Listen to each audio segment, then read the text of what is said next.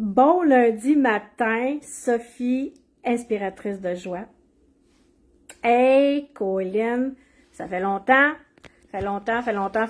mais c'est correct, hein? J'avais dit la dernière fois que je vais être moins sur les réseaux sociaux et je réussis ce défi-là. J'espère que vous allez bien.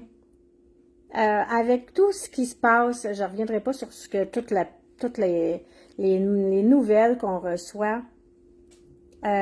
Pour les gens qui sont anxieux, ça fait paniquer. Puis là, comment on règle ça, on gère ça, cette panique-là? Des fois, c'est pas gérable. Puis c'est correct, c'est pas, si en plus on est anxieux puis qu'on se tape dessus, c'est pas très sain, c'est même, je dirais même que c'est toxique. Petit truc, suivez pas les nouvelles.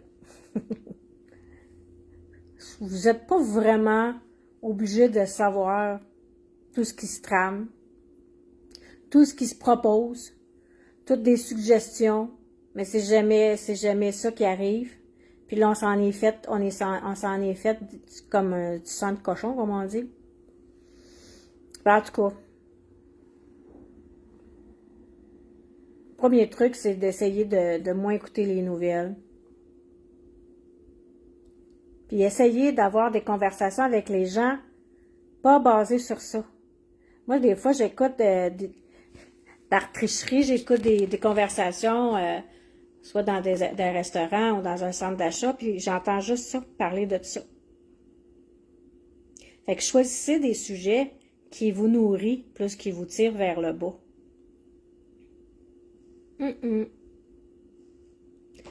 Puis c'est qu'est-ce que j'avais envie de vous dire aussi, je ne sais pas parce que je savais pas, je savais pas trop, mais je m'ennuyais de vous, je m'ennuie de vos commentaires, de vos suggestions, de vivre avec soi-même, avec les autres. Des fois, c'est pas évident.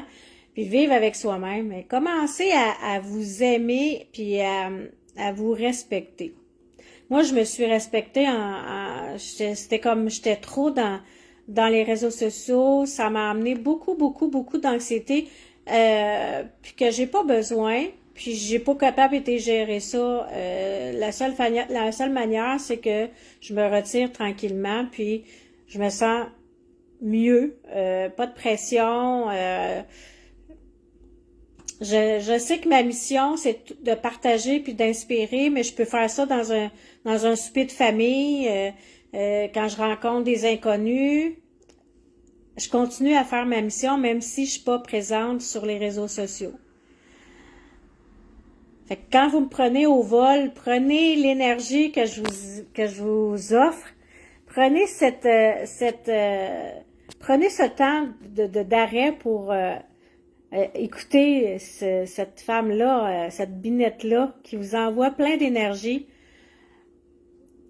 plein de guts à vous aimer, à vous respecter, à vous exprimer, à exprimer quand ça fait pas votre affaire, à apprendre à dire non quand ça fait pas votre affaire. J'irai pas plus loin parce que c'est déjà des gros morceaux.